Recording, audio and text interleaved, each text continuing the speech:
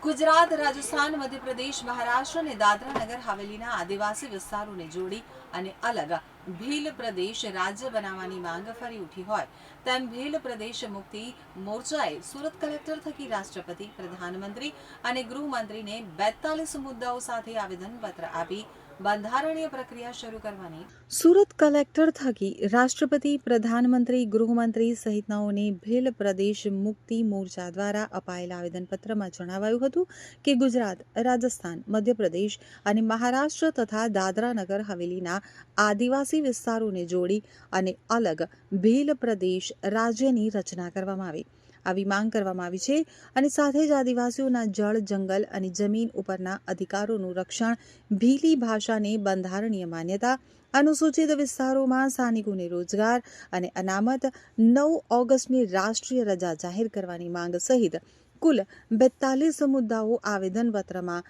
રજૂ કરવામાં આવ્યા હતા.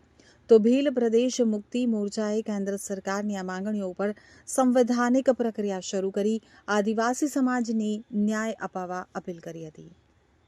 આજે અમે કલેક્ટર ઓફિસે અમારા 4 રાજ્યોની જે માંગણી છે 1913 જે માનગઢ હત્યાકાંડ થયો હતો ત્યારે અંગ્રેજો દ્વારા જે અત્યાચાર વર્તાવવામાં આવ્યો એના થકી આજે 113 વર્ષ પૂર્ણ થાય છે અને જે ભીલ પ્રદેશ રાજ્યના જે ગઠન માટે 100 વર્ષ પહેલાંના અમારા જે પુરખાઓની માંગણી છે, જે અમારા પુરખાઓનું વચન છે એ પૂરું કરવા માટે આજે 100 વર્ષથી આ માંગણી સંતોષાઈ રહી છે. ખાસ કરીને અમારા આદિવાસી સમાજ ઉપર જે અત્યાચારો થઈ રહ્યા છે તમામ પ્રકારે જે નર્મદાના જે પાણીનો ડેમ છે, પાણીના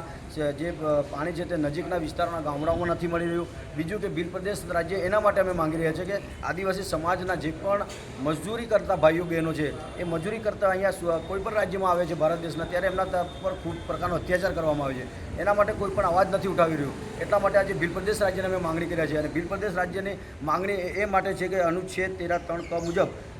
ગુજરાત, મહારાષ્ટ્ર અને મધ્યપ્રદેશ આ 4 રાજ્યોમાં ભીલ પ્રદેશનો એક શક્તિ પ્રદેશ દાદરાના હવેલીને પણ કેન્દ્ર શાસિત પ્રદેશ છે એને પણ આ ભીલ પ્રદેશ રાજ્યમાં ઉમેરી લે એવી અમારા આખા ભીલ પ્રદેશના મુક્તિ મોરચાના બેનર અમે આવેદન પર એની પણ અમે એમાં ઉમેરી લેવાની વાત કરીએ છીએ. અને ભીલ પ્રદેશનું બીજું એક નિર્માણ છે કે જે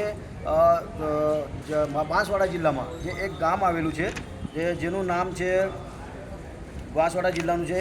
ઘાટોલ તહેસીલમાં, જેમાં જે જમીનમાં સોનું નીકળે છે તે ત્યાં ગામના લોકોનો એક માંગણી છે કે જે ખેતરમાં સોનું નીકળે છે એ ખેતરના માલિકો જે ખેડૂત છે એને 50% હક મળવો જોઈએ એવી રાજસ્થાનના ત્યાંના ખેડૂતોની માંગ છે. એના માટે અમે ભીલ પ્રદેશની માંગણી ઉઠાવી છે. આ તમામ ઘણા પ્રકારના મુદ્દાઓ ટોટલ 40 થી 50 મુદ્દાઓ છે ભીલ પ્રદેશના, જેમાં અમારા આદિવાસી સમાજના લોકો પર જે પણ પ્રકારે અત્યાચાર છે એ બાબતને લઈને આ ભીલ પ્રદેશ રાજ્યના માંગણી માટે આખા ભારત દેશના જે 4 રાજ્યો છે, જે 4 રાજ્ય આવરી લેવા મહારાષ્ટ્ર, મધ્યપ્રદેશ, ગુજરાત અને રાજસ્થાન આ 4 રાજ્યોના અમારા જેટલા પણ સંગઠનો છે, મેન છે ભીલ પ્રદેશ મુક્તિ મોરચા, એ મુક્તિ મોરચાના બેનર હેઠળ આજે 4 રાજ્યોમાં જેટલા પણ તાલુકા છે, જેટલા પણ જિલ્લા છે, દરેક તાલુકા જિલ્લાઓમાં આજે આવેદનપત્ર કલેક્ટર સાહેબને, રાષ્ટ્રપતિ અને મુખ્યમંત્રી સાહેબ શ્રીઓને એના દ્વારા અમે આપી રહ્યા છીએ. જી, આપણું નામ? મારું નામ હિરલ છે અને હું મજૂર અધિકાર મંચ તરફથી આવેલી છું. અને આપણા જે ભીલ પ્રદેશમાંથી જે પણ શ્રમિકો અહીંયા કામ કરવા આવી રહેલા છે તો એ લોકોને આપણા અહીંયા સિટીના દ્વારા